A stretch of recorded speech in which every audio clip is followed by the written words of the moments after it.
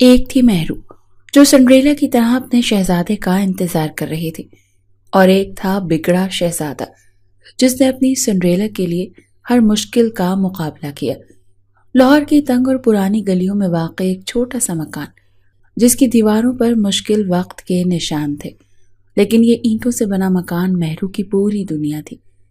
وہ مہرو جو زندگی کے پیچیدہ راستوں پر تنہا محو سفر تھی۔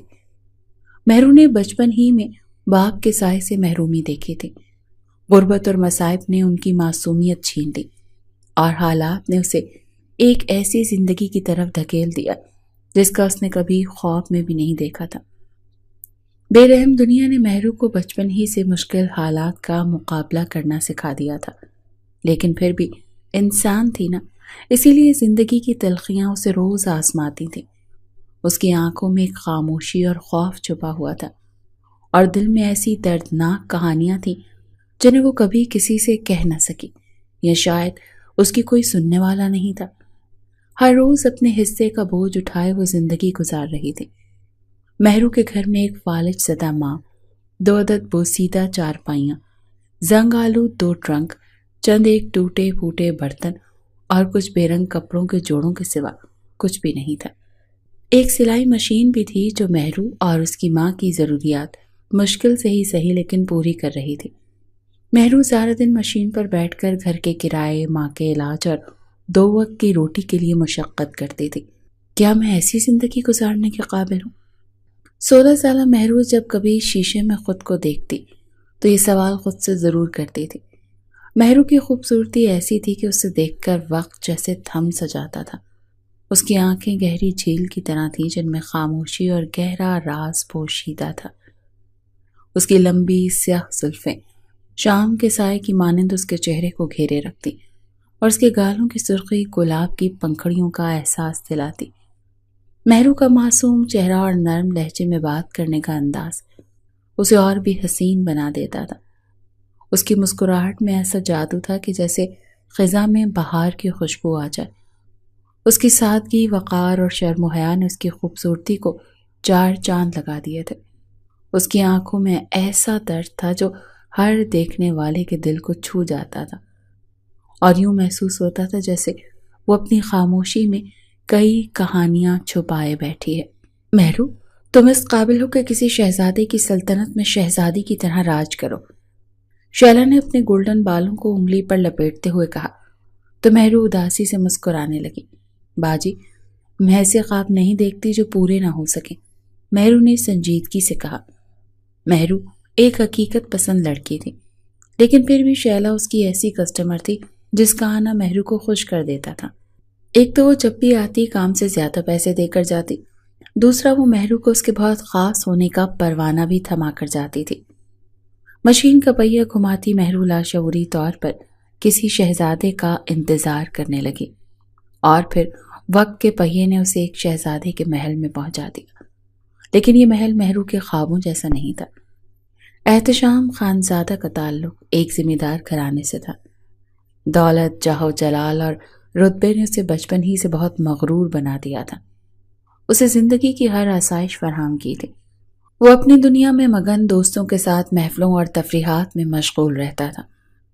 اسے کبھی کسی چیز کی کمی محسوس نہ ہوئی تھی، اسی لیے احتشام کی نظر میں لوگ آسانی سے خریدے جا سکتے تھے، اور اس کے نزدیک عورتیں محض تفریح کا ذریعہ تھیں۔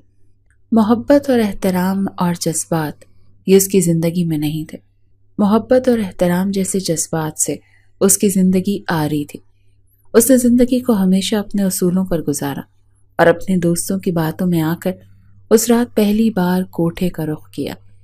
اس رات جب احتشام نے اپنے دوستوں کے ساتھ کوٹھے کا رخ کیا تو اس کے دل میں کوئی خاص احساس نہ تھا، وہ تو بس ایڈونچر کرنے کے لیے یہاں آیا تھا۔ لیکن جب اس نے مہرو کو پہلی بار دیکھا تو اس کے دل میں ایک عجیب سی بے چینی نے جنم لیا۔ وہ مہرو کی نیلی آنکھوں میں چھپے خوف اور درد کو محسوس کر سکتا تھا۔ اس کے چہرے کی معصومیت نے اس کی دنیا کو ایک لمحے کے لیے روک دیا تھا۔ احتشام شاندار سے کمرے میں ایک معصوم سی لڑکی کے ساتھ موجود تھا۔ یہ لڑکی طوائف نہیں لگ رہی تھی۔ یہ سوچتے ہوئے اس نے صوفے پر بیٹھی لڑکی کی طرف قدم بڑھائے۔ پلیز میرے قریب مت آؤ، میں ایسی لڑکی نہیں ہوں، مہرو نے کھڑے ہوتے ہوئے لرزتی آواز میں کہا۔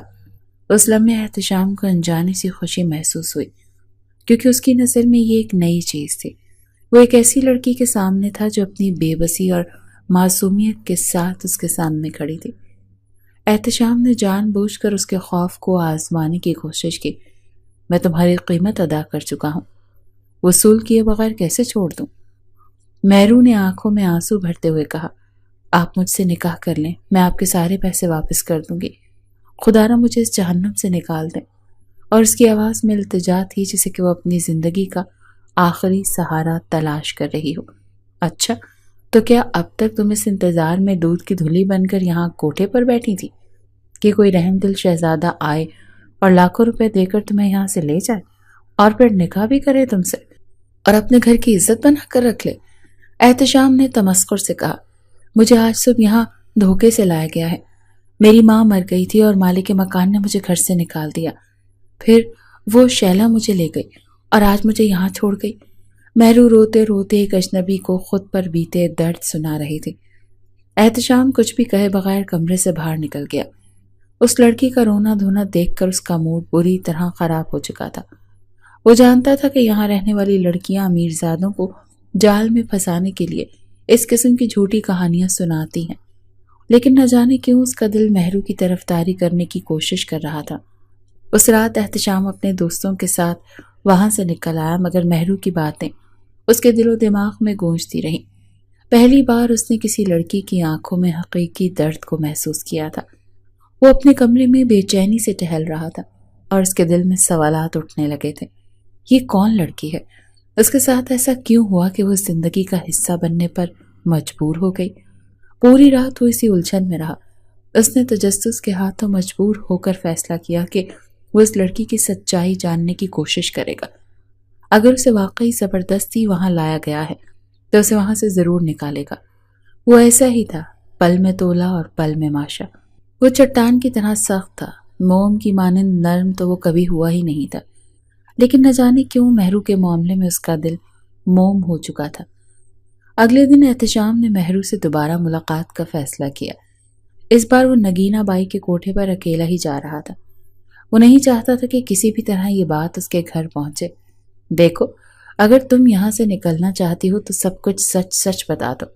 سچ بولو گی تو فائدے میں رہو گی، کیونکہ اپنے ساتھ جھوٹ بولنے والوں کو میں دنیا میں ہی رہنے نہیں دیتا۔ کمرے کا دروازہ بند کرتے احتشام نے اسے وارننگ دی۔ مہرو نے لرزتی آواز میں اپنی کہانی سنانا شروع کی۔ اس نے بتایا کہ کس طرح اس کی ماں کے انتقال کے بعد شیلا نے نوکری اور رہنے کی جگہ دینے کے نام پر اسے دھوکہ دیا اور اسے اس دلدل میں پھینک دیا۔ شیلا ہمیشہ سے میرا فائدہ اٹھانا چاہتی تھی۔ اماں کے اس دنیا سے چلے جانے کے بعد اسے یہ موقع مل گیا۔ جب مالک مکان نے گھر خالی کروایا، وہ مجھے اپنے ساتھ لے گئی، کچھ دن اپنے ساتھ رکھا اور پھر یہاں چھوڑ گئی۔ مہرو بولتی جا رہی تھی اور روتی جا رہی تھی۔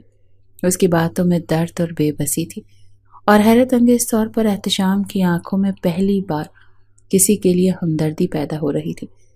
شاید یہ ہمدردی نہیں تھی، وہ مہرو کے حسین چہرے کے ہزار میں قید ہو کر رہ گیا تھا۔ مہرو کی کہانی سننے کے بعد احتشام کے دل میں ایک عجیب سی بے چینی نے جنم لیا۔ اس کے لیے تو ہمیشہ زندگی پھولوں کی سیج رہی تھی۔ آج پہلی بار اسے احساس ہوا کہ کچھ لوگوں کے لیے یہ دنیا ایک عذاب سے کم نہیں۔ مہرو کی درد بھری داستان نے اس کے دل میں انسانیت کی ایک چنگاری روشن کر دی۔ وہ جانتا تھا کہ اگر اس نے کوئی قدم نہ اٹھایا تو شاید مہرو ہمیشہ کے لیے اس زندگی میں قید رہ جائے گی۔ مہرو، میں تمہیں اس دلدل سے ضرور نکالوں گا، کیا تمہیں مجھ پر بھروسہ ہے؟ احتشام نے مہرو کی آوارہ سی لٹ کو محبت سے چھوتے ہوئے جذب کے عالم میں سوال کیا تو مہرو کا دل زور زور سے دھڑکنے لگا۔ احتشام کی قربت اسے دیوانہ بنا رہی تھی۔ مہرو کو آج سے پہلے اپنا آپ اس قدر معتبر نہیں لگا تھا۔ آج وہ خود کو مکمل محسوس کر رہی تھی۔ احتشام نے ایک لمحے کے لیے گہری سانس لی اور مہرو کی طرف دیکھا جو خاموشی سے نظریں جھکائے بیٹھی تھی۔ احتشام نے اپنا سوال دہرایا تو مہرو نے لرزتی پلکیں اٹھا کر دیکھا اور اس کی آنکھوں میں ایک عجیب سی کشش تھی جو اسے اس جگہ کی سب سے انمول چیز بنا رہی تھی۔ احتشام اس پل کی قدر کو کھونا نہیں چاہتا تھا۔ کمرے میں خاموشی تھی، صرف دور کہیں سے ساز کی ہلکی سی آواز سنائی دے رہی تھی۔ مہرو خاموش تھی اور بالکل خاموش تھی۔ اسے اپنی بدلتی ہوئی قسمت پر یقین ہی نہیں آ رہا تھا۔ احتشام نے نرم لہجے میں کہا، تمہاری آنکھوں میں جو سچائی اور پاکیزگی ہے، شاید اس جگہ کا کوئی حصہ بھی اسے چھو نہیں سکا۔ مجھے تمہاری پاکیزگی پر بھروسہ ہے، لیکن کیا تمہیں مجھ پر یقین ہے؟ احتشام کے تیسری بار پوچھنے پر مہرو کا سر اسبات میں ہل گیا۔ مہرو کے ساتھ وعدہ کرنے کے بعد احتشام نگینہ بائی کے پاس آ گیا۔ احتشام نے نگینہ بائی کی طرف گہری نظر ڈالی اور مضبوط لہجے میں کہا، نگینہ بائی، مہرو یہاں میری امانت ہے۔ میں چاہتا ہوں کہ اس کے ساتھ ویسا ہی سلوک ہو جیسا ایک پاکیزہ اور معصوم لڑکی کے ساتھ ہونا چاہیے۔ نگینہ بائی نے حیرت سے اس کی طرف دیکھا اور طنزیہ مسکراہٹ کے ساتھ بولی، احتشام بابو، کوٹھے کی دیواروں میں کوئی امانت محفوظ نہیں رہتی۔ یہاں آنے والا ہر شخص اپنی مرضی سے آتا ہے، مگر اپنی عزت کو یہاں کی ہواؤں میں گم کر دیتا ہے۔ نگینہ بائی کو یہ امیر زیادہ عقل سے فارغ لگ رہا تھا، اسی لیے تو کوٹھے پر بیٹھ کر پاکیزگی کی باتیں کر رہا تھا۔ نگینہ بائی، شاید آج ان دیواروں کا نصیب بدلنے کا وقت آ گیا ہے۔ مہرو یہاں میری امانت ہے، میں جلد اسے یہاں سے لے جاؤں گا۔ جتنے دن مہرو یہاں رہے گی اس کی منہ مانگی قیمت آپ کو ملتی رہے گی۔ میں 1 ہفتے کے بعد مہرو کو یہاں سے لے جاؤں گا۔ احتشام نے لاکھوں کا چیک نگینہ بائی کو پکڑاتے ہوئے کہا۔ نگینہ بائی کو بھلا کیا اعتراض تھا؟ اسے تو بس پیسوں سے مطلب تھا، وہ پھر چاہے ایسے ملتے یا ویسے ملتے۔ انہوں نے مہرو کو کسی کے بھی سامنے پیش نہ کرنے کا وعدہ کر لیا۔ نگینہ جانتی تھی یہ محبت نامہ بس چند دن ہی چلے گا۔ انہوں نے ایسے پروانے بہت دیکھے تھے جو 4 دن عشق کا راگ الاپ کر غائب ہو جاتے تھے۔ احتشام مہرو کو آزادی کی امید کا جگنو تھما کر جا چکا تھا۔ مہرو ایک ایک پل گن کر گزار رہی تھی۔ بنو رانی، تمہارا دولہا بارات لے کر نہیں آئے گا، بس 4 دن ہے تمہارے پاس۔ ان 4 دنوں میں شرافت کا جتنا لبادہ اوڑھنا ہے اوڑھ لو، پھر سیدھی طرح دھندے پر لگ جانا۔ میں ایک دن بھی تمہیں مفت کی روٹیاں توڑنے نہیں دوں گی۔ نگینہ بائی نے سفید نگینوں سے بنے کنگن گھماتے ہوئے کہا تو مہرو کا دل دھک سے رہ گیا تھا۔ اگر احتشام واپس نہ آیا تو؟ یہ سوال ناک کی طرح پھن پھیلائے اس کے سامنے کھڑا تھا، لیکن وہ بس ایک کام کر سکتی تھی، اور وہ تھا احتشام کا انتظار کرنا۔ وہ دل و جان سے اس کا انتظار کر رہی تھی۔ احتشام چاہتا تو اسی وقت مہرو کو اپنے ساتھ لے کر جا سکتا تھا۔ وہ مہرو کے ساتھ نکاح کرنے کا فیصلہ بھی کر چکا تھا، لیکن وہ یہ سب کچھ اپنے بابا کی مرضی کے بغیر نہیں کر سکتا تھا، اور چھپ کر کرنے کا کوئی فائدہ بھی نہیں تھا، کیونکہ وہ اس کی ایک ایک حرکت پر نظر رکھتے تھے۔ اگر وہ مہرو سے کورٹ میرج کر لیتا تو مہرو کی جان خطرے میں آ جاتی، اور وہ ایسا رسک بالکل نہیں لے سکتا تھا۔ اسی لیے اس نے فیصلہ کیا کہ وہ اپنے والدین سے بات کرے گا اور انہیں قائل کرے گا کہ وہ مہرو کو اپنی زندگی میں شامل کرنا چاہتا ہے۔ وہ سب کچھ بہت جلدی کرنا چاہتا تھا، کیونکہ وہ زیادہ دن مہرو کو اس کوٹھے پر رہنے نہیں دے سکتا تھا۔ رات کے وقت جب خانزادہ صاحب اور فہمیدہ بیگم لاؤنج میں بیٹھے چائے سے لطف اندوز ہو رہے تھے، احتشام نے حوصلہ کر کے ان دونوں سے بات کرنے کا فیصلہ کیا۔ بابا، میں آپ سے ایک ضروری بات کرنا چاہتا ہوں۔ احتشام کی بات سن کر خانزادہ صاحب مسکرانے لگے۔ میرے بیٹے کو پھر کوئی کار پسند آ گئی ہے کیا، یا پھر ورلڈ ٹور کرنے کا ارادہ ہے؟ خانزادہ صاحب نے محبت سے اس کی طرف دیکھتے ہوئے کہا۔ باپ کی بات سن کر پہلے تو احتشام مسکرایا، اور پھر اس نے سنجیدگی سے بات شروع کرتے ہوئے 2 ٹوک انداز میں انہیں بتایا کہ وہ مہرو کو اپنے نکاح میں لانا چاہتا ہے۔ اس نے انہیں بتایا کہ مہرو ایک معصوم اور مظلوم لڑکی ہے جسے اس دنیا نے دھوکہ دیا ہے، اور وہ اسے ایک نئی زندگی دینا چاہتا ہے۔ پھر آہستہ آہستہ اس نے مہرو کے بارے میں اپنے ماں باپ کو سب کچھ سچ بتا دیا تھا۔ یہ سنتے ہی خانزادہ صاحب کا چہرہ غصے سے لال ہو گیا۔ انہوں نے زوردار آواز میں کہا، کیا تم پاگل ہو گئے ہو؟ ایک ایسی لڑکی جو کوٹھے کی ہے تمہارے قابل کیسے ہو سکتی ہے؟ یہ بات ہماری عزت اور خاندانی وقار کو کیسے متاثر کرے گی، یہ سوچا ہے تم نے؟ بابا جان، میں جانتا ہوں کہ اس کا ماضی کیسا ہے، وہ بالکل پاکیزہ ہے۔ اگر میں نے اسے وہاں سے نہ نکالا تو وہ اس زندگی کا حصہ بننے پر مجبور ہو جائے گی۔ میری زندگی میں پہلی بار کسی لیے میرے دل میں احترام اور ہمدردی پیدا ہوئی ہے، اور میں چاہتا ہوں کہ میں اسے اس زندگی سے نکال کر ایک باعزت زندگی دوں۔ احتشام نے نرمی سے اپنی خواہش کا اظہار کیا۔ فہمیدہ خانزادہ بھی بیٹے کی بات سن کر صدمے میں تھی۔ انہوں نے بھی اس کے فیصلے کی مخالفت کی۔ تمہیں ہزاروں لڑکیاں مل سکتی ہیں جو تمہاری زندگی کو خوشیوں سے بھر دیں گی، تم کیوں اس لڑکی کو اپنی زندگی میں شامل کرنا چاہتے ہو؟ فہمیدہ خانزادہ نے نخوت سے کہا۔ انہیں بنا دیکھے ہی اس لڑکی سے شدید نفرت محسوس ہو رہی تھی۔ میں نے زندگی کو ہمیشہ اپنی مرضی سے جیا ہے، کبھی کسی کی پرواہ نہیں کی۔ پہلی بار مجھے کسی کی زندگی سنوارنے کا موقع ملا ہے۔ میں چاہتا ہوں کہ میں اس کی زندگی میں وہ روشنی بنوں جو اس کے اندھیروں کو ختم کر دے۔ احتشام کی یہ بات سن کر خانزادہ صاحب کا غصہ جھاگ کی طرح بیٹھ گیا۔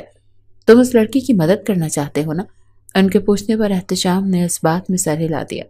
اگر تم اس لڑکی کی صرف مدد کرنا چاہتے ہو تو ہمیں کوئی اعتراض نہیں، تم پیسے دے کر اسے وہاں سے نکالو، تمہاری ماں کوئی اچھا سا لڑکا دیکھ کر اس کا نکاح کروا دے گی، اس طرح تم بھی خوش ہو جاؤ گے اور ہم بھی راضی ہو جائیں گے۔ خانزادہ صاحب نے مونچھوں کو تاؤ دیتے ہوئے اس کے سر پر بم پھوڑا۔ احتشام کو ایسا لگ رہا تھا جیسے اس سے سب کچھ چھین لینے کی بات ہو رہی ہو۔ بابا، میں مہرو سے محبت کرتا ہوں، اسی لیے شادی بھی اسی کے ہی ساتھ کروں گا، یہ کہہ کر وہ غصے سے اٹھا اور اپنے کمرے میں چلا گیا۔ خانزادہ صاحب، اگر اس نے واقعی اس طوائف سے نکاح کر لیا تو ہم کسی کو منہ دکھانے کے قابل نہیں رہیں گے، اور ویسے بھی ابھی اس کی عمر 25 سال ہے اور یہ شادی کی باتیں کر رہا ہے۔ فہمیدہ بیگم نے پریشانی سے کہا، میں سب کچھ سنبھال لوں گا، تم فکر نہ کرو، ابھی اس پر زیادہ سختی کرنے کا کوئی فائدہ نہیں ہوگا، 2-4 دن اسے چکر لگانے دو اس لڑکی کے پاس، خود ہی اس لڑکی کی اصلیت سے واقف ہو جائے گا۔ خانزادہ صاحب نے اپنی شریک حیات کو تسلی دی۔ شوہر کی بات سن کر فہمیدہ بیگم مطمئن ہو گئی، وہ بھی بیٹے کی فطرت کو جانتی تھی۔ احتشام حد سے زیادہ غیر مستقل مزاج واقع ہوا تھا، لیکن اس بار احتشام نے اپنے والدین کے رد عمل کے باوجود مہرو سے نکاح کا عہد کر لیا تھا۔ اس نے جب مہرو سے بات کی تو مہرو کے چہرے پر خوشی اور خوف دونوں کے آثار تھے۔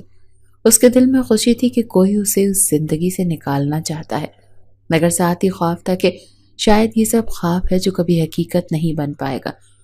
احتشام نے اس کی آنکھوں میں خوف دیکھتے ہوئے کہا، تمہیں مجھ پر اعتماد ہے مہرو؟ میں تمہیں اس زندگی سے نکال کر ایک نئی شروعات دینا چاہتا ہوں۔ میں چاہتا ہوں کہ تم اپنی مرضی سے جیو، بغیر کسی خوف کے۔ اس کی باتیں سن کر مہرو کی آنکھوں میں آنسو آ گئے۔ روتے روتے اس نے ہاں میں سر ہلا دیا۔ اس کا دل خوف سے آزاد ہونے کے قریب تھا، مگر اس کے دماغ میں ابھی بھی کچھ خدشات تھے۔ ہم نکاح کب کریں گے احتشام؟ میں نکاح کے بغیر تمہارے ساتھ نہیں رہوں گی۔ مہرو کی بات سن کر احتشام اتنے دن کی پریشانی بھول کر ہنسنے لگا۔ یار مہرو، کیا چیز ہو تم؟ ابھی تو سوں کرتے ہوئے کہہ رہی تھی کہ مجھے آپ پر پورا یقین ہے، اور دیکھو اتنے دن سے بس تمہارے خوبصورت بالوں کی آوارہ لٹوں سے ہی دل بہلا رہا ہوں۔ احتشام نے شرارت سے اس کی لٹ کو کھینچا تو مہرو نے جھینک کر اس کے سینے میں سر چھپا لیا۔ احتشام نے نگینہ بائی کو ایک موٹی تازی رقم دی اور مہرو کو وہاں سے آزاد کروا لیا۔ مہرو، میں چاہتا ہوں کہ تم سے نکاح اس وقت کروں جب ماما اور بابا بھی راضی ہوں، کیا تم کچھ دن میرے لیے انتظار کر لو گی؟ احتشام کی بات سن کر مہرو کی آنکھوں میں خوف تیرنے لگا۔ اب ایسے کیا دیکھ رہی ہو؟ پہلی بات تو یہ کہ میں تمہیں دھوکہ نہیں دوں گا، اور دوسری بات یہ کہ جب تک ہمارا نکاح نہیں ہو جاتا میں کچھ بھی ایسا ویسا نہیں کروں گا۔ مہرو جو بہت غور سے اس کی بات سن رہی تھی شرم سے لال ہو گئی۔ اس کو شرماتا دیکھ کر وہ مسکرانے لگا۔ مہرو کی یہی ادا تو اس کے دل کے آر پار ہوئی تھی۔ احتشام نے مہرو کے لیے ایک الگ مکان کا انتظام کیا جہاں وہ عزت اور سکون سے رہ سکے۔ مہرو کے لیے یہ سب ایک خواب جیسا تھا۔ اس کی زندگی میں پہلی بار اسے کسی کی محبت میسر آئی تھی۔ جب مہرو نے پہلی بار اپنے نئے گھر میں قدم رکھا تو اس کے چہرے پر حیرانی اور خوشی صاف دیکھی جا سکتی تھی۔ وہ ایک نئی زندگی کی شروعات کر رہی تھی۔ اس کا دل احتشام کے لیے دعا گو تھا۔ آہستہ آہستہ مہرو نے زندگی کے نئے رنگ دیکھنے شروع کیے۔ احتشام اس کی ہر ضرورت کو اس کی کچھ بھی کہنے سے پہلے ہی پورا کر دیا کرتا تھا۔ فرنشڈ گھر، اچھا کھانا، نئے کپڑے اور سب سے بڑھ کر احتشام جیسا ہمسفر، وہ بے انتہا خوش تھی۔ احتشام نے اپنے وعدے کے مطابق اس سے فاصلہ قائم کیا ہوا تھا۔ دوسری طرف خانزادہ ہاؤس میں اب بھی بے چینی پھیلی ہوئی تھی۔ خانزادہ صاحب اپنے دوستوں اور رشتہ داروں سے اس بات کو چھپانے کی کوشش کر رہے تھے کہ ان کا بیٹا ایک عام لڑکی سے نکاح کرنے کا سوچ رہا ہے۔ خانزادہ صاحب نے اپنی زندگی میں ہمیشہ اپنی عزت اور وقار کو اہمیت دی تھی۔ اور اب انہیں لگتا تھا کہ احتشام کے اس فیصلے سے ان کی عزت داغدار ہو جائے گی۔ لیکن ان سب باتوں کے باوجود بھی احتشام اپنے والد کے دباؤ میں آ کر فیصلہ نہیں بدل رہا تھا۔ وہ مہرو کو کسی بھی قیمت پر نہیں چھوڑ سکتا تھا، کیونکہ وہ اس کی محبت تھی، وہ محبت جو وحی کی طرح اس کے دل پر نازل ہوئی تھی۔ بیٹے کی ضد دیکھ کر خانزادہ صاحب حد سے زیادہ غصے میں تھے۔ ان کے لیے یہ بات ناقابل برداشت تھی کہ ان کا اکلوتا بیٹا کسی بازار کی لڑکی سے نکاح کرنے کا ارادہ رکھتا ہے۔ وہ چاہتے تو منٹوں میں اس لڑکی کو غائب کروا کر یہ قصہ ہمیشہ ہمیشہ کے لیے ختم کر سکتے تھے، لیکن بیٹے کا جنون دیکھ کر کوئی بھی ایسا قدم اٹھانے سے گریزاں تھے جس سے احتشام ان سے باغی ہو جاتا۔ احتشام، تم ہمارے خاندان کی عزت اور وقار کو جانتے ہو۔ یہ کیسے ممکن ہے کہ ہمارے خاندان میں ایک ایسی لڑکی کا داخلہ ہو جو ایسی جگہوں پر جاتی رہی؟ خانزادہ صاحب نے سخت لہجے میں کہا، بابا، مہرو ایک پاکیزہ اور بے گناہ لڑکی ہے۔ وہ خود کوٹھے پر نہیں گئی بلکہ حالات نے اسے وہاں دھکیلا تھا۔ وہ اس زندگی کا حصہ نہیں بننا چاہتی تھی، اسی لیے تو میں اس کی زندگی میں آ گیا، اسے دھوکے سے وہاں لے جایا گیا تھا۔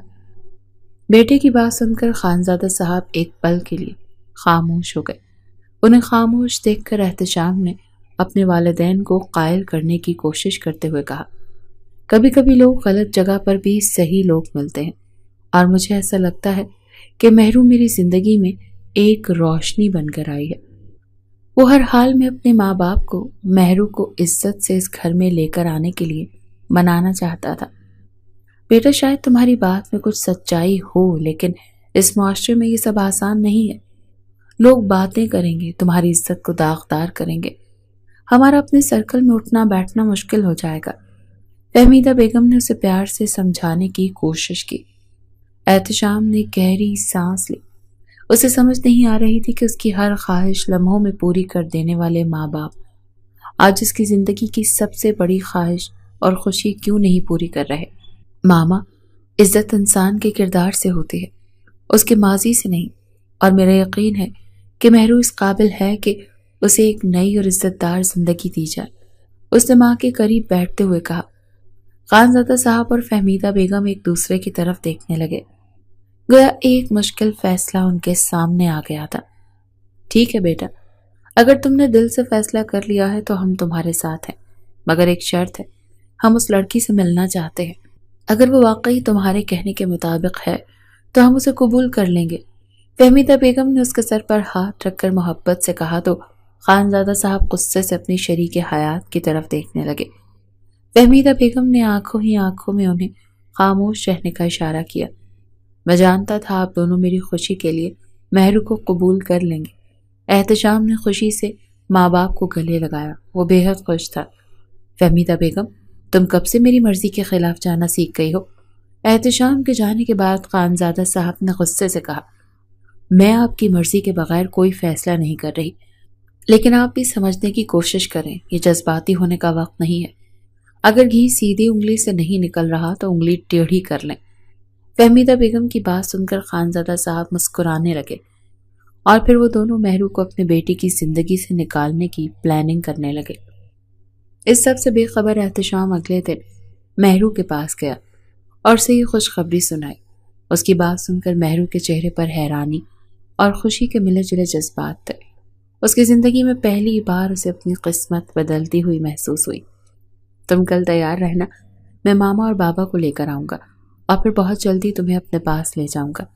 احتشام نے محبت سے اس کا ہاتھ پکڑ کر کہا تو مہرو کو لگا جیسے پوری دنیا اس کے ہاتھ میں سما گئی ہو۔ مستقبل کے ڈھیروں خواب ایک دوسرے کی آنکھوں میں سجانے کے بعد احتشام کل آنے کا وعدہ کر کے چلا گیا، لیکن یہ وعدہ صرف وعدہ ہی رہا۔ احتشام اپنے ماں باپ کو لے کر نہیں آیا، اور مہرو کو ایسا لگا تھا کہ یہ ڈھلتا سورج اپنے ساتھ اس کی زندگی کا سورج بھی لے ڈوبے گا۔ قسمت نے ایسا کھیل کھیلا کہ خانزادہ صاحب کو بھی کوئی کھیل کھیلنے کی ضرورت نہیں پڑی، لیکن قسمت کے کھیل نے ان دونوں کو بھی کاری ضرب لگائی تھی۔ احتشام کا شدید قسم کا ایکسیڈنٹ ہو گیا اور سر پر چوٹ لگنے کی وجہ سے وہ کوما میں چلا گیا تھا۔ احتشام کے ایکسیڈنٹ کے بعد کئی دن گزر چکے تھے۔ مہرو کو اس کے بارے میں کچھ بھی پتہ نہیں تھا۔ اس کا فون بھی مسلسل بند آ رہا تھا۔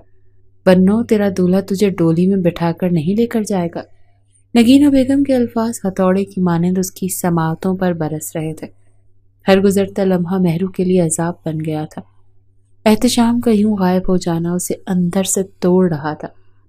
ہر روز وہ چھت کی منڈیر پر جا کر دور جاتے راستوں کو دیکھتی کہ شاید احتشام واپس آ جائے، مگر ہر بار اسے مایوسی ہی ملتی تھی۔ ایک دن جب سورج ڈھلنے کو تھا، ہوا میں سردی کی ہلکی سی لہر تھی۔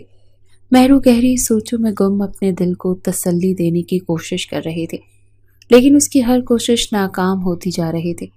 کیا واقعی احتشام نے مجھے دھوکہ دیا؟ اس کے دل میں یہ سوال بار بار ابھر رہا تھا۔ یہ سوچ اس کے لیے ناقابل برداشت تھی، مگر حقیقت یہی لگ رہی تھی۔ اس کی آنکھیں بار بار نم ہوتی اور دل میں غصے اور بے چینی کا طوفان برپا تھا۔ میں نے تو اس پر اعتماد کیا تھا، اس کی ہر بات پر یقین کر لیا تھا۔ وہ دل میں خود سے باتیں کر رہی تھی، اس کے دکھ درد سننے والا کوئی نہیں تھا۔ احتشام کا وہ پیار بھرا انداز، اس کی باتیں، سب کچھ جیسے ایک خواب سے لگنے لگا تھا۔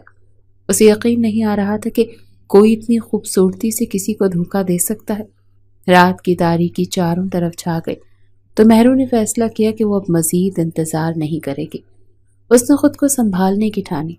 اگر احتشام نے واقعی مجھے دھوکہ دیا ہے تو مجھے اپنی زندگی میں آگے بڑھنا ہوگا۔ میں اس دکھ میں نہیں جی سکتی۔ وہ اپنے کمرے میں آئی اور اس کی وہ چیزیں جو احتشام سے وابستہ تھی، ان سب کو ایک جگہ جمع کرنے لگی۔ وہ احتشام سے جڑی ہر یاد کو مٹا دینا چاہتی تھی۔ ہر چھوٹی چیز اسے احتشام کی یاد دلا رہی تھی۔ وہ ہر یاد اس کے دل کو ایک نئی چوٹ پہنچا رہی تھی۔ لیکن اس کی زندگی میں جو کچھ بھی تھا، وہ سب کچھ احتشام کی وجہ سے ہی تھی۔ وہ چاہ کر بھی احتشام کی یادوں سے پیچھا نہیں چھڑا سکتی تھی۔ احتشام کی دی گئی شال صوفے پر رکھتے ہوئے اس نے ایک گہری سانس لی اور دل میں عہد کیا کہ وہ اپنی زندگی کو خود سنبھال لے گی، چاہے احتشام اس کے ساتھ نہ ہو۔ بدگمانی محبت کو کمزور کر دیتی ہے، اور مہرو کے دل میں بدگمانی پل کر اپنی محبت کو کمزور کر رہی تھی۔ اسے علم نہیں تھا کہ اسپتال میں بستر پر بے سدھ پڑا احتشام زندگی اور موت کے درمیان جھول رہا ہے۔ کئی دن کوما میں رہنے کے بعد خوش قسمتی سے احتشام کو ہوش آیا تو اس کے لبوں پر مہرو کا نام مچل رہا تھا۔ وہ ہلنے جلنے سے قاصر تھا۔ اسے بس ایک ہی خیال ستا رہا تھا کہ مہرو نہ جانے اس کے بارے میں کیا سوچ رہی ہوگی۔ وہ کیسے مہرو کو اپنی وفاداری اور محبت کا یقین دلائے گا۔ وہ ابھی اور اسی وقت مہرو کے پاس جانا چاہتا تھا، لیکن اس کا جسم اس کا ساتھ دینے کو تیار نہیں تھا۔ اس نے اپنے ماں باپ اور یہاں تک کہ ڈاکٹر سے بہت بار مہرو کو پیغام دینے کی درخواست کی، مگر ہر کوشش ناکام رہی۔ دوسری طرف مہرو اپنی ٹوٹی ہوئی امیدوں اور دل کی کرچیاں سنبھالنے کی کوشش میں تھی۔ اسے یہ نہیں معلوم تھا کہ جسے وہ دھوکہ سمجھ رہی تھی، وہ دراصل احتشام کی محبت کا امتحان بن چکا تھا۔ مہرو اپنے جذبات اور سوچوں کو قابو کرنے کی کوشش کر رہی تھی۔ اس نے خود کو احتشام کی محبت سے آزاد کرنے کا فیصلہ کر لیا، لیکن اسی دوران اس کی زندگی میں ایک عجیب و غریب موڑ آیا۔ ایک شام جب وہ بازار سے ضروری سامان خریدنے گئی تو راستے میں ایک عورت اس کے سامنے آئی۔ اس کا لباس پرانا اور چہرے پر تھکن کے آثار تھے، مگر آنکھوں میں ایک عجیب سی چمک تھی۔ بولیے سے وہ غریب گھر کی خاتون لگ رہی تھی۔ اس نے پرس سے پیسے نکالنے چاہے، لیکن اس عورت کا سوال سن کر وہ سکتے میں آ گئی۔ تم مہرو ہو نا؟ عورت نے دھیمی آواز میں پوچھا۔ مہرو حیران ہوئی۔ جی، لیکن آپ کون؟ میرا نام زلیخا ہے اور میں احتشام کی پرانی خادمہ ہوں۔ اس کے لہجے میں کچھ ایسا تھا جس سے مہرو کو بہت کچھ غلط ہو جانے کا احساس ہوا۔ وہ حیرانی سے اس عورت کی طرف دیکھ رہی تھی۔ زلیخا نے جلدی سے ادھر ادھر دیکھا اور مہرو کا ہاتھ پکڑ کر اسے ایک طرف لے گئی۔ کیا تمہیں معلوم ہے کہ احتشام کہاں ہے؟ زلیخا نے پوچھا۔ مہرو کا دل جیسے بیٹھ گیا۔ احتشام کا نام سن کر اس کا دل عجیب سا ہو رہا تھا۔ مجھے نہیں معلوم، اور شاید اب مجھے فرق بھی نہیں پڑتا۔ اس نے اپنا دکھ چھپانے کی کوشش کی۔ کیا تمہیں واقعی کچھ نہیں معلوم؟ زلیخا کے چہرے پر حیرانی اور پریشانی چھا گئی، لیکن مہرو بالکل خاموش تھی۔ احتشام ہسپتال میں ہے۔ ایکسیڈنٹ کے بعد وہ کوما میں چلا گیا تھا۔ کئی دن اسے ہوش نہیں آیا۔ وہ تمہاری خاطر اپنی زندگی سے لڑ رہا ہے۔ یہ سن کر مہرو کا دل دھک سے رہ گیا۔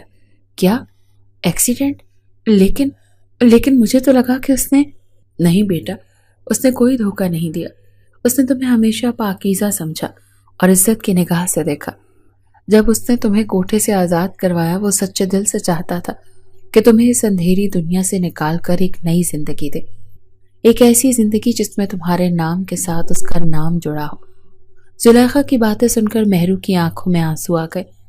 اس کے دل کی ساری کدورت جیسے ہوا میں تحلیل ہو گئی۔ وہ اپنے اندر کی الجھن اور غصے کو سچائی کے سامنے بے معنی محسوس کر رہے تھے۔ مجھے احتشام سے ملنا ہے، مہرو نے اپنے آنسو صاف کرتے ہوئے کہا تو زلیخا اس کا ہاتھ پکڑ کر رکشے میں بیٹھ گئی۔ زلیخا، یہ تم مجھے احتشام کے گھر کیوں لے کر آ گئی ہو؟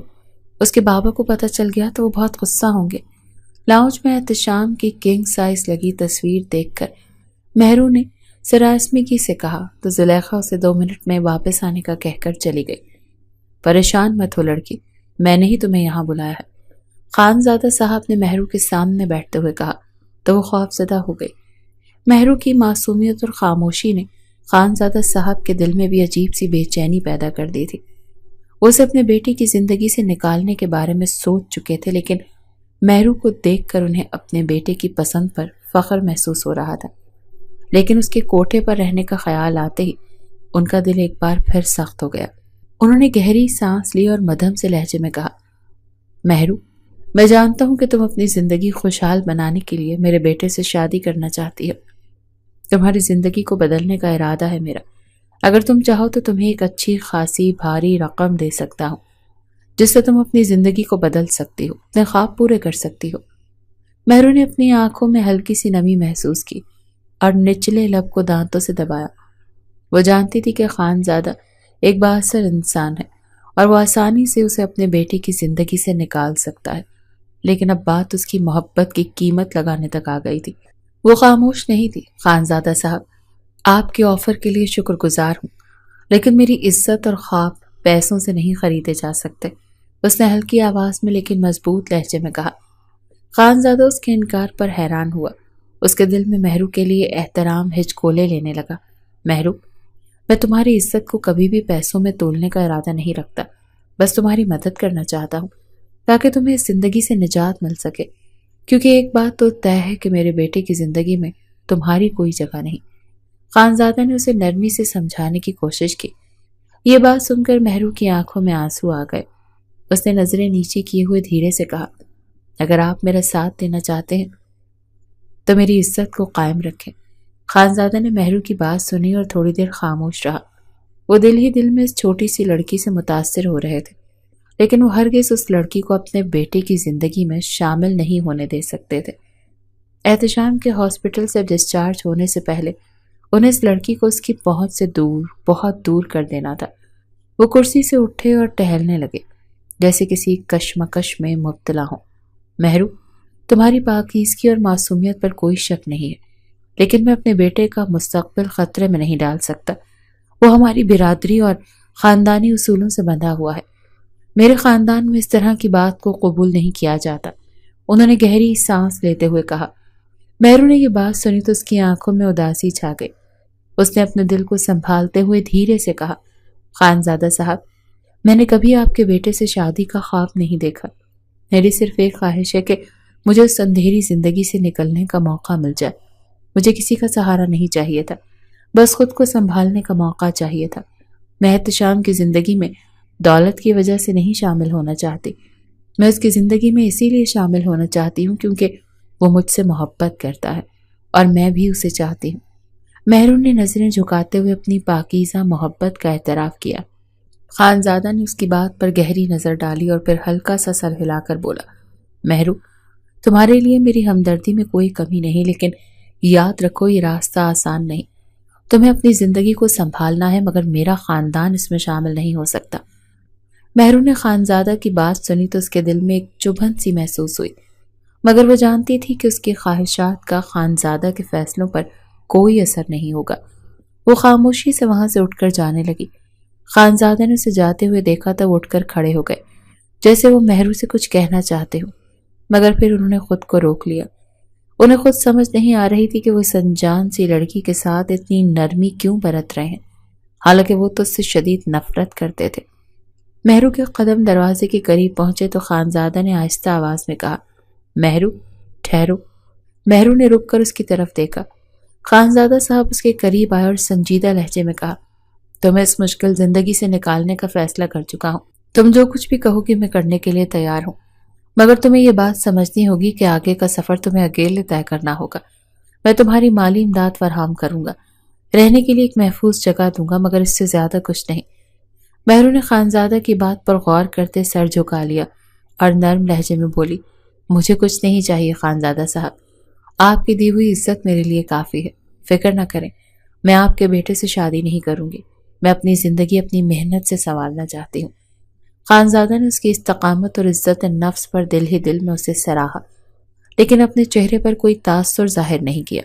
انہوں نے اپنی جیب سے ایک چیک نکالتے ہوئے کہا، یہ کچھ رقم ہے جس سے تمہیں نیا سفر شروع کرنے میں آسانی ہوگی، اسے قبول کر لو، اور یہ میرا وعدہ ہے کہ تمہاری حفاظت اور ضروریات کا خیال رکھا جائے گا۔ مہرو نے چیک کو دیکھا اور پھر خانزادہ صاحب کو دیکھتے ہوئے دھیرے سے کہا، شکریہ خانزادہ صاحب، آپ نے میری زندگی کو بدلنے کا جو فیصلہ کیا ہے اس کے لیے میں ہمیشہ شکر گزار رہوں گی، لیکن مجھے اس رقم کی ضرورت نہیں ہے۔ آپ کے خلوص کا شکریہ، مگر میں یہ پیسے نہیں لے سکتی۔ میری زندگی میں خودداری میری سب سے بڑی طاقت ہے اور اس کے ساتھ ہی میں آگے بڑھنا چاہتی ہوں۔ خانزادہ نے اس کی بات پر حیرت سے اسے دیکھا، لیکن کچھ کہے بغیر سر ہلا دیا۔ مہرو نے ان کا شکریہ ادا کیا اور وہاں سے نکل گئی۔ اس نے دل میں یہ فیصلہ کر لیا تھا کہ وہ احتشام کے ماں باپ کی مرضی کے بغیر اس کی زندگی میں شامل نہیں ہوگی۔ وہ اپنی زندگی کو کسی کی مدد کے بغیر سنوارے گی۔ وہ احتشام کے دیے گئے گھر کے بجائے دارالامان پہنچ گئی، جہاں اسے تحفظ اور سکون کا احساس ملا۔ دارالامان میں وہ بتدریج اپنے ماضی کے زخموں کو بھلا کر ایک نئی شروعات کی جانب بڑھنے لگی۔ وقت کا کام ہے گزرنا، اور وقت گزر گیا۔ گزرتا وقت مہرو کو مضبوط کرتا جا رہا تھا۔ کچھ ماہ بعد جب مہرو کافی حد تک سنبھل چکی اور اس نے اپنی زندگی کو ایک نیا رخ دینا شروع کر دیا، اسی دوران احتشام کو اس کے دارالامان میں ہونے کا پتہ چل گیا۔ جب سے وہ ہاسپٹل سے ڈسچارج ہوا تھا، پاگلوں کی طرح مہرو کو ڈھونڈ رہا تھا۔ مہرو کو پانے کی خواہش میں اسے ڈھونڈنے کے لیے دارالامان پہنچ گیا۔ احتشام جب دارالامان پہنچا تو دل کی دھڑکنیں بے قابو تھی۔ مہرو کی زندگی میں جو درد اس نے اپنی غفلت سے بڑھایا تھا، اسے دور کرنے کی خواہش اب اس کے دل میں پختہ ہو چکی تھی۔ وہ بے چین تھا کہ مہرو کو ایک بار پھر سامنے دیکھے اور اس سے معافی مانگے، اسے اپنے ساتھ ایک نئی زندگی کی پیشکش کرے۔ جو کچھ بھی ہوا تھا انجانے میں ہوا تھا، لیکن وہ پھر بھی خود کو مہرو کا مجرم سمجھتا تھا۔ دارالامان کی عمارت کے سامنے پہنچ کر اس نے کچھ توقف کیا اور خود کو سنبھالا۔ وہاں کی انتظامیہ سے ملاقات کی اور اپنی اپروچ بتا کر مہرو سے ملنے کی درخواست کی۔ پہلے تو انہوں نے مہرو سے کسی کو ملوانے سے انکار کیا، مگر احتشام کے خلوص اور اس کی عاجزانہ درخواست نے انہیں راضی کر لیا۔ کچھ دیر بعد مہرو ایک سادہ سے لباس پہنے، چہرے پر گہری خاموشی اور آنکھوں میں گزرے وقت کا درد لیے اس کے سامنے آئی۔ احتشام نے اسے دیکھتے ہی دل میں ایک چبھن سی محسوس کی۔ وہ خاموشی سے اس کے سامنے کھڑا رہا، جیسے اپنی تمام خطاؤں کا اعتراف کر رہا ہو۔ آپ کو یہاں آنے کی ضرورت نہیں تھی احتشام صاحب، میری زندگی اب ایک نئی راہ پر ہے جہاں میں اپنی محنت اور خودداری کے ساتھ جینا چاہتی ہوں۔ مہرو نے نگاہیں جھکائے ہوئے آہستہ سے کہا۔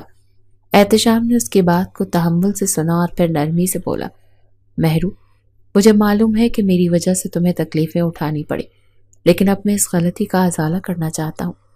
میں تمہیں اپنی زندگی کا وہ مقام دینا چاہتا ہوں جس کی تم حقدار ہو۔ مہرو نے ایک لمحے کے لیے اسے دیکھا اور پھر دھیرے سے سر جھٹکا اور بولی، میں نے اپنے خوابوں کو دوبارہ جینا سیکھ لیا ہے اور اس کے لیے کسی کا سہارا نہیں چاہیے۔ احتشام نے ایک ٹھنڈی سانس لی اور آہستہ آواز میں کہا، اگر تمہیں میری ضرورت نہ بھی ہو تب بھی میں تمہیں تنہا نہیں چھوڑوں گا۔ مہرو خاموشی سے اٹھ کر واپس چلی گئی۔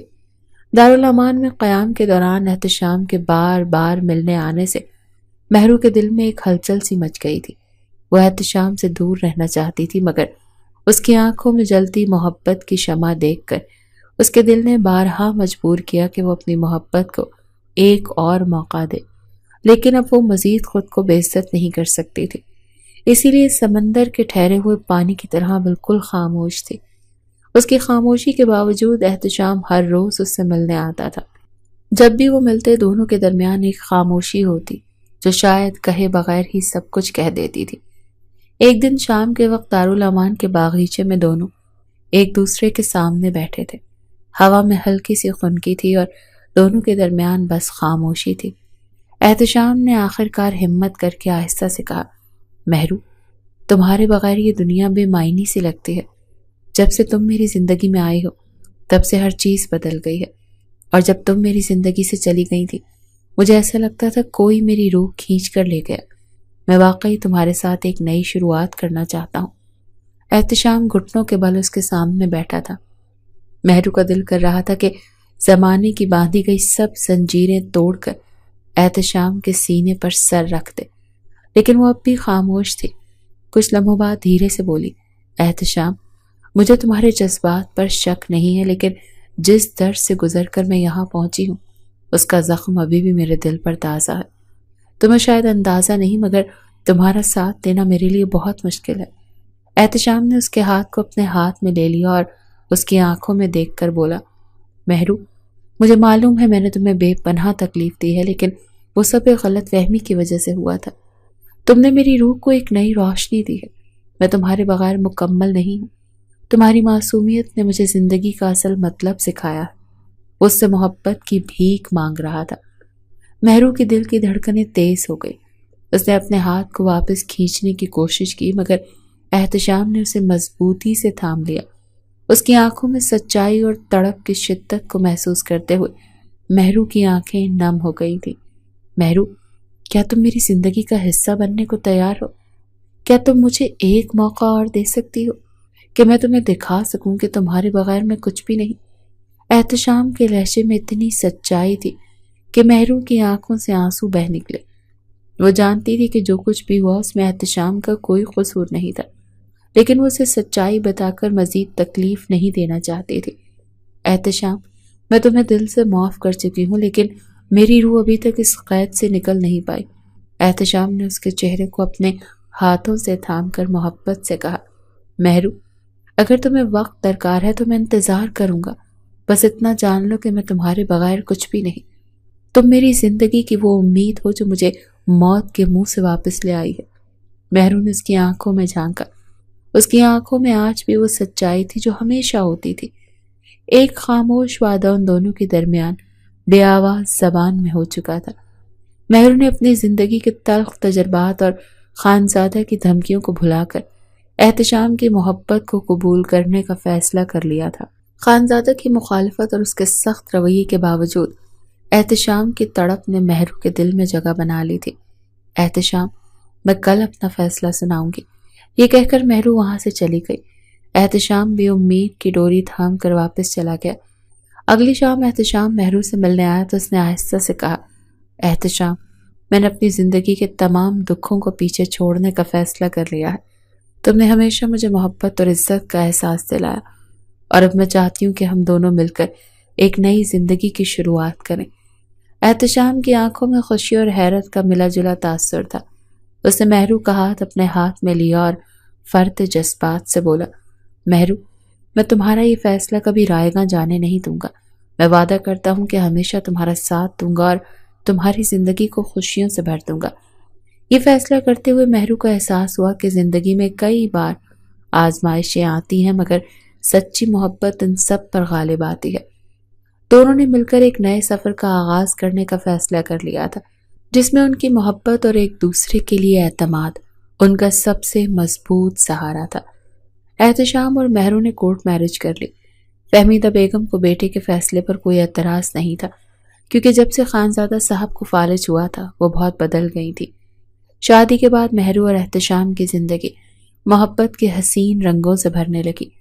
دونوں کے دل ایک دوسرے کے لیے دھڑکتے تھے، اور یہ احساس دونوں کو ہر لمحہ قریب لا رہا تھا کہ ان کی زندگی میں کئی ایسے لمحات آئے جو دونوں کے دلوں پر ہمیشہ نقش ہو گئے۔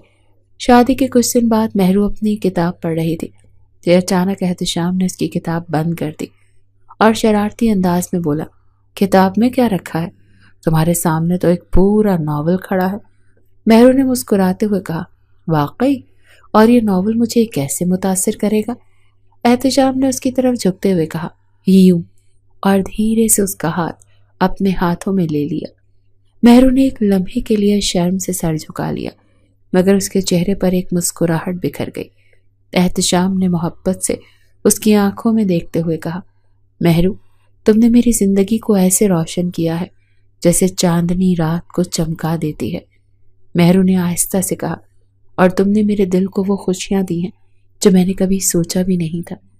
اچھا، اب یہ ایموشنل باتیں چھوڑو، آؤ لان میں چلتے ہیں۔ احتشام اس کا ہاتھ تھام کر لان میں لے آیا۔ ہوا میں خوشبو اور ہلکی بارش کی بوندیں تھی۔ مہرو نے ہلکا سا رقص کرتے ہوئے ہاتھ پھیلائے تو احتشام نے اسے تھام لیا۔